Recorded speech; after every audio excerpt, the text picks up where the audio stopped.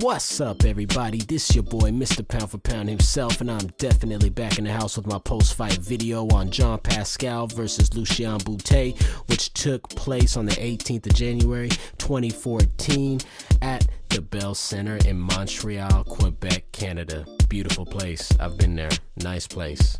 Anyway, we're going to touch upon the fight real quick. Just talk about, what happened, what were the goings downs, and that's about it. Jean Pascal's record improves to 29 wins, 2 losses, 1 draw. As for Lucian Bute, he falls 31 wins, 2 losses, no draws. Still a pretty record, but he's added another loss to that column there. So if you guys watch the fight, great. Then you'll know what I'm talking about. For the people that didn't watch the fight, go ahead and catch it either on YouTube or however you can catch it. But if you don't want to watch it and you would just want to listen to your boy Mr. Pound for Pound, which is probably the best thing to do anyway since sliced bread, your boy Lucian Bute got banged. You know what I mean? Pure and simple. Pure and simple. Banged. He looked like a punk, to be honest. I'm gonna make this a little funny. He looked like a bitch. Straight up. He didn't come to fight. You know what I mean? He came to kind of just give it to Pascal. You know what I'm saying? I thought he was gonna fight a lot harder than he did. But what can you do, man? You look at Bute. He came off the loss to Carl Froch, and let's be honest, he got annihilated. You know what I'm saying? He lost easily in 5 rounds, knocked out. Ever since that, man, I mean, I gotta be honest, Bute looks like a shot fighter. He looks shot, definitely in the fight with Pascal. In the fight before that, he didn't look that great. And I don't know, man. Bute looked lethargic. He looked scared, very tentative, afraid to throw punches, afraid to throw his best punches, which are his uppercuts and his hooks. And he just looked off. Like what did Carl Froch do to Bute? I mean, really.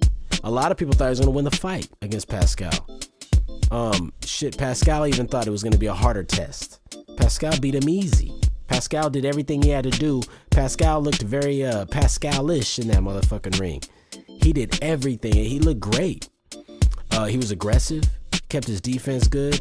There were times where Pascal would fade, get tired, but he would come back.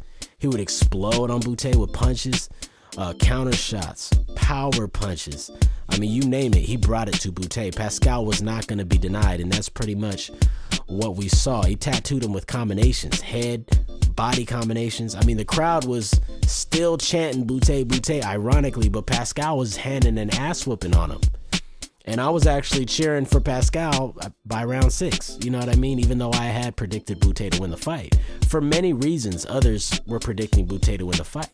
A lot of us thought he was more technical. A lot of us thought that after that loss, he was going to come back with a vengeance and really try to do some damage on a named fighter like Pascal, but he couldn't.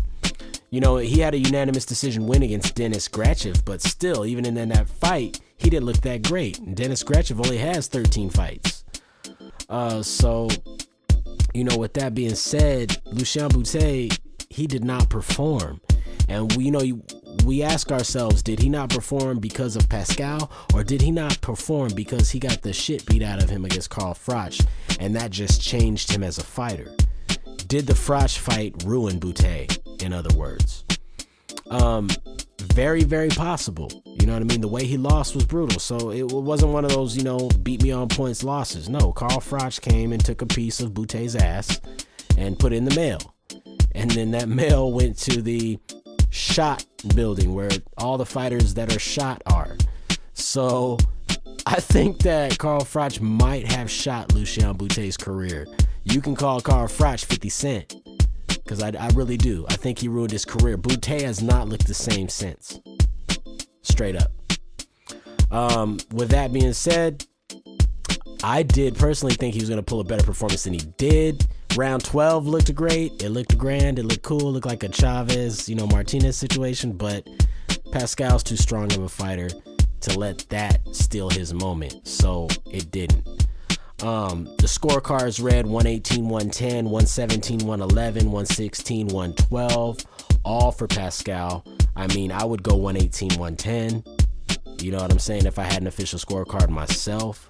Pascal landed 187 punches out of a total 438 thrown, which is 43% to Pascal's 36%, which means he landed 150 out of 411 thrown. Now, a lot of people say, man, Pascal only landed like 37 more punches. You know, why such the great disparity in the decision? Well, Bute was landing some bitch-ass punches. I mean, here and there, he landed a good shot, but Pascal's shots were power shots. They were thudding. They made noise. They hurt Bute. They looked better and sounded better. So, you know, I mean, there was no doubting and no denying Pascal for the victory. Jean Pascal, victorious over ex-champion Lucian Bute. That's how it is. This your boy, Mr. Pound for Pound.